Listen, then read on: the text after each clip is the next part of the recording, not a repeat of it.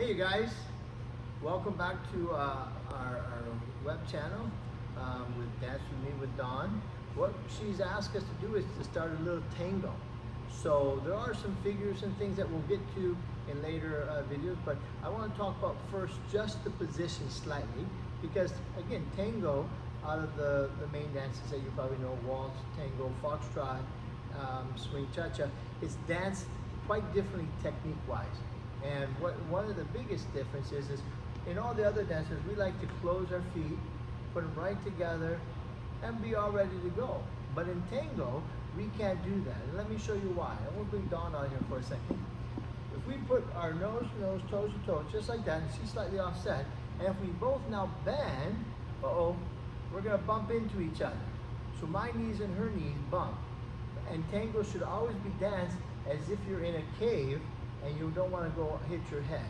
So I'm already going to be dancing down, and when I dance down, what we don't want to do is stick it out. So you want to always feel like you're sitting in a chair. So when you go to sit down with nice posture, not the kind where you sit down like that. You want to sit down with nice posture. And because your feet are slightly offset, one is back, your hip and your body position feels like it's back. Now because of that, I can pick up my front foot and be ready to go.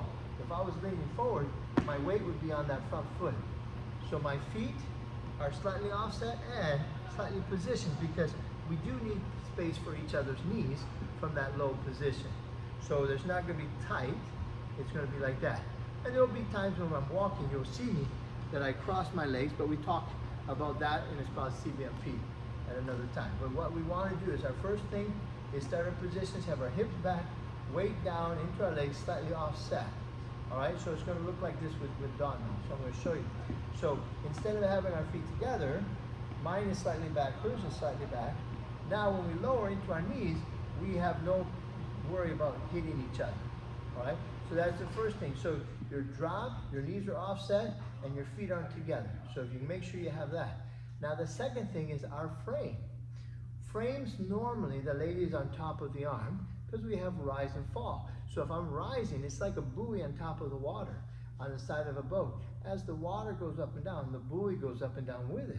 So the lady's hand is like that. So in the waltzers and the foxtrot, when we have a lot of sway, and she's going to ride my arm just like a buoy on the water. But in tango, we stay down. We need to be very sharp. She can't be a buoy anymore. She has to come underneath, and I'm going to show you what that position looks like.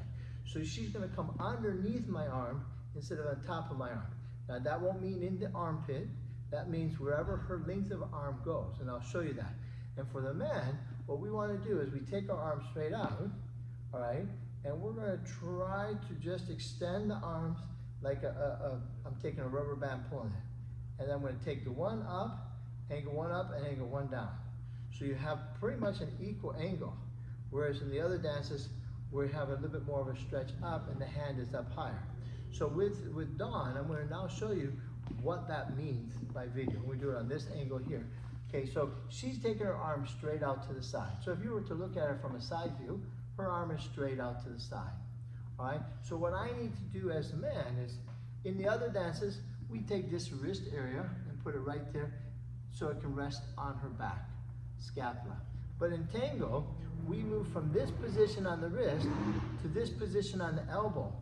So my arm is going to go farther up, and then my hand, because of that, will reach across and be right about where her bra line meets, right there in the middle of her back.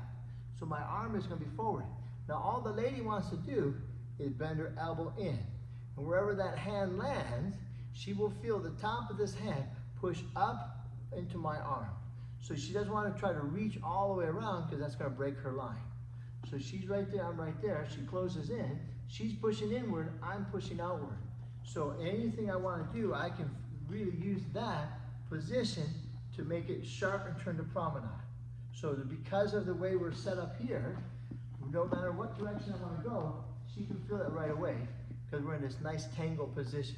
Now the other hand, all right, is generally, in the other dances, we lift up. But tango, because we're down, the elbows are going to drop just a little bit, and I have them, so my center of gravity is lower to match my weight of my hips being down.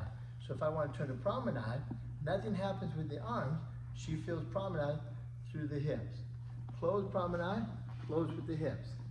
Link, turn with the hips.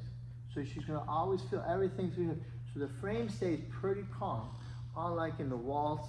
Foxtrot has sway and it has more of a rise and fall action. Tango is down, you're in your knees, you have your weight back, feet slightly apart, separate through the legs, right arm around, father and the man, lift up that right side. She's going to push into your arm, this arm drops, so you have your shoulders or your elbows a little bit more into your ribs to match this angle instead of picking up, because in the waltzes we're trying to rise everything. So try it, you'll see how your tango goes. Make sure you enjoy it and have fun.